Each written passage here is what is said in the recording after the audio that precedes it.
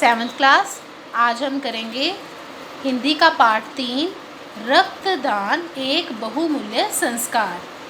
भारत की सभ्यता एवं इतिहास इस बात का साक्षी है कि यहाँ के लोगों में दान का संस्कार प्राचीन काल से ही चला आ रहा है।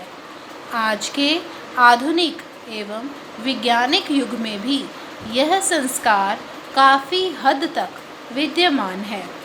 हमें अपने समाज में दान के संकल्प का ज्ञान किसी दरिद्र को भोजन या कुछ धन देने, धार्मिक स्थानों पर चढ़ावा चढ़ाने, धार्मिक समागमों पर पैसे या खाद्य सामग्री आदि देने, कन्यादान, विद्यादान, किसी समाज सेवी संस्था को योगदान देने आदि के रूप में दिया जाता है। इस प्रकार के दान देने वाले व्यक्ति को समाज में सम्मान की दृष्टि से देखा जाता है।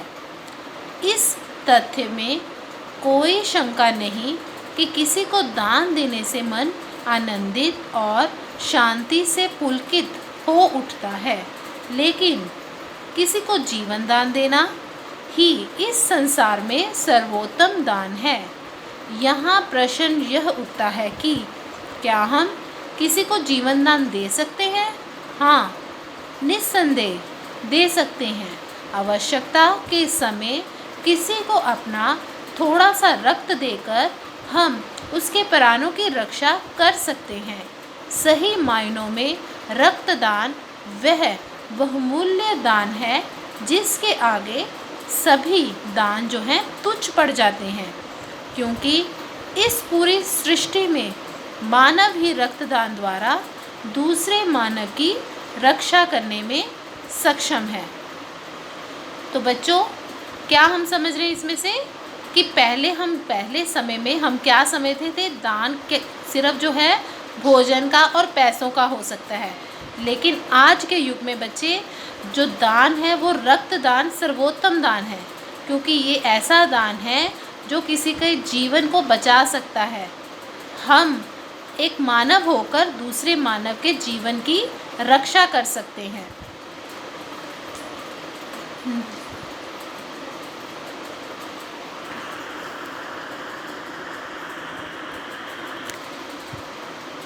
आज के आधुनिक युग में जहाँ हमारे जीवन को अत्यधिक सुखमयी एवं गतिशील बना दिया है, वहीं प्रतिदिन दुर्घटनाएं ना जाने कितनों के प्राण हर लेती हैं और कितने ही अपने जीवन रक्षा के लिए अस्पतालों में सांसों से संघर्ष कर रहे हैं। दूसरी ओर अनभिज्ञता, प्रदूषण और गिर रहे नैतिक मूल्यों के परिणाम स्वरूप एक से बढ़कर एक घातक बीमारियों ने लोगों को अपनी चपेट में लेना शुरू कर दिया है। बहुत सी बीमारियां जिनको हमने पहले कभी सुना भी नहीं ना था, आज विकराल रूप धारण कर चुकी हैं, जैसे कैंसर, एड्स, डेंगू, ड्रेप्सी, हेपेटाइटिस आदि। इन बीमारियों, दिन प्रतिदिन की दुर्घटनाओं और बड़े ऑपरेशनों के लिए भारत में लगभग हर वर्ष 80 लाख यूनिट से भी अधिक रक्त की आवश्यकता पड़ती है, जबकि 20 लाख यूनिट रक्त ही जुट पाता है। तो बच्चे, इस पैरे को समझें कि हमारे आज के वैज्ञानिक युग ने जो है हमारे मानव के जीवन को सुखमय बना दिया है, गतिशील बना दिया है। गतिशील का अर्थ यहाँ पे हम लेंगे कि हमारे पास बहुत सारे ऐसे वाहन हैं जहाँ पर हम बहुत जल्दी एक जगह से दूसरी जगह पर पहुँच सकते हैं, और इस जल्दी भागम भाग में क्या हो जाती हैं? दुर्घटनाएं हो जाती हैं, ठीक है। और अस्पतालों में जीवन की रक्षा करने के लिए कई बार रक्त की आवश्यकता पड़ती है, और भारत में रक्तदान की कमी के कारण कई लोगों को जो है अपने प्राणों से हाथ भी धोना पड़ता है। भारत में लगभग हर वर्ष 80 लाख यूनिट जो है रक्त की आवश्यकता पड़ती है, जबकि 20 लाख यूनिट रक्त ही हम यहाँ पर जुटा पाते हैं। आप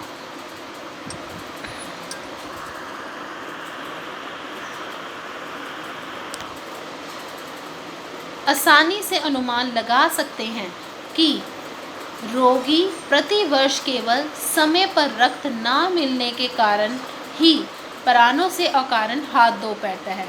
तो इससे हमें क्या पता चलता है कि प्रति वर्ष कितने ही व्यक्ति जो हैं समय पर रक्त ना मिलने के कारण अपने प्राणों को खो देते हैं।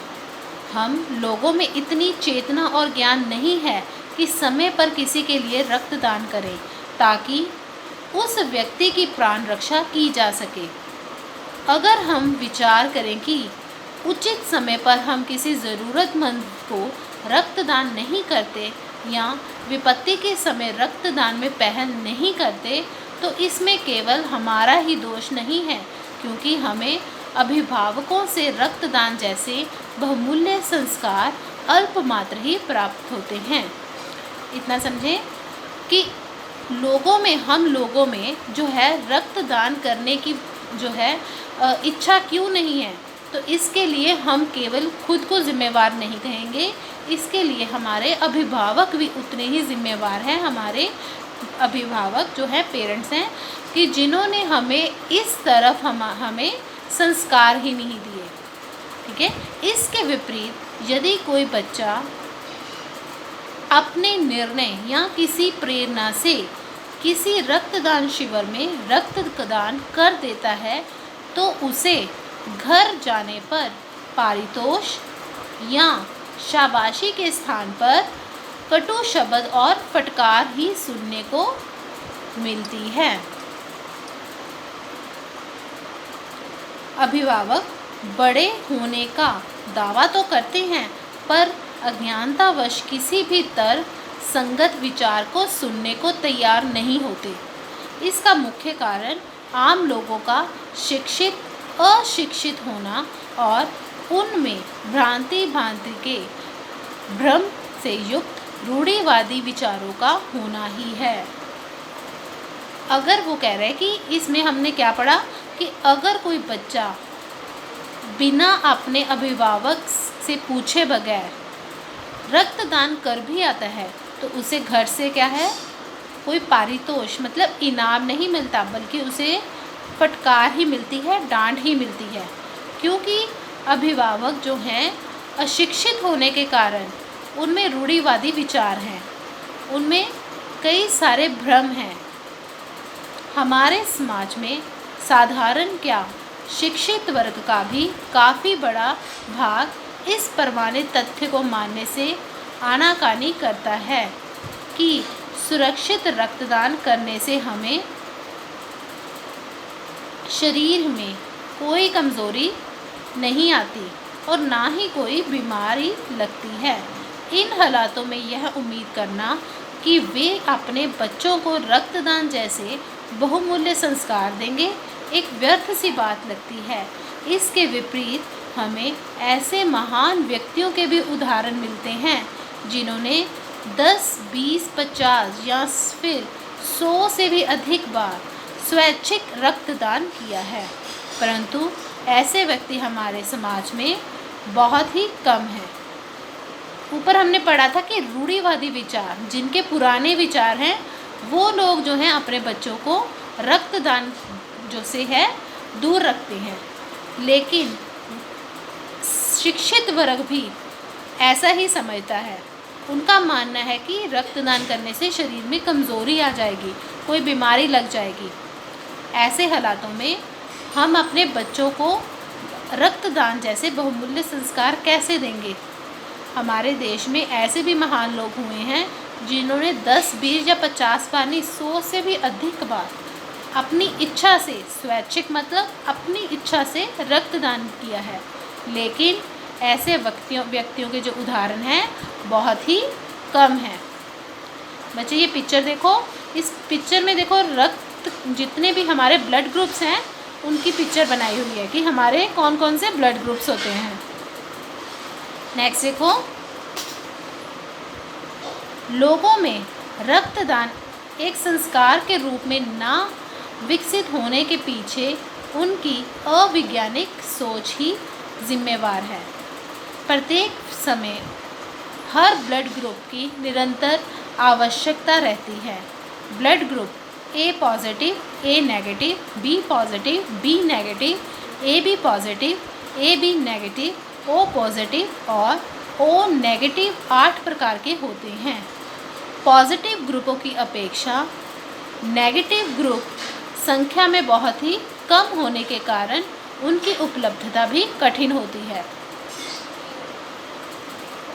हमारे हर एक मानव शरीर में उनका अपना एक अलग ब्लड ग्रुप होता है। ब्लड ग्रुप टोटल 8 तरह के होते हैं, ठीक। और पॉजिटिव की अपेक्षा नेगेटिव ब्लड ग्रुप की संख्या जो है, उपलब्धता जो है बड़ी मुश्किल से होती है। यह भी नितांत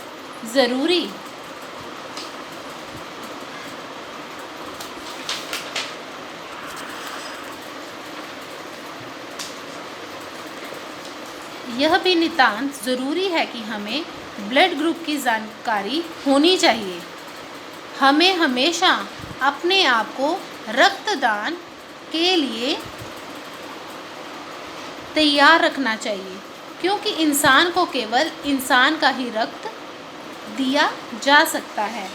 एक स्वस्थ व्यक्ति जिसकी आयु 18 वर्ष से 60 वर्ष और वजन 35 किलोग्राम से कम ना हो, प्रत्येक 3 महीने बाद आसानी से स्वैच्छिक रक्तदान कर सकता है। आमतौर पर यह सुनने को मिलता है कि मुझ में तो रक्त की कमी है, मैं कैसे रक्त दे सकता हूँ। रक्तदान करने से पहले डॉक्टर रक्तदान देने वाले की रक्त संबंधी जांच करते हैं और सही पाए जाने पर ही उचित मात्रा में रक्तदान करवाया जाता है। रक्तदान में केवल 5 से 10 मिनट लगते हैं। इसमें शरीर पर किसी प्रकार का कोई बुरा प्रभाव नहीं पड़ता। हम रक्तदान के पश्चात अपनी सारे कार्य दिनचर्या अनुसार पुनः आम दिनों की भांति ही कर सकते हैं। हम ये जानते हैं कि इंसान को सिर्फ एक इंसान का ही रक्त चढ़ा सकते हैं। जो व्यक्ति 18 साल से लेकर 60 वर्ष की आयु का है और जिसका वज़न जो है 35 किलोग्राम से ज़्यादा है, वो अपनी इच्छा से हर 3 महीने के बाद रक्तदान दे सकता है। और रक्तदान देने के बाद किसी प्रकार की कोई कमज़ोरी नहीं आती, हमने पीछे पढ़ा है। डॉक्टर भी रक्त लेने से पहले पूर्ण रूप से रक्त संबंधी जांच करते हैं।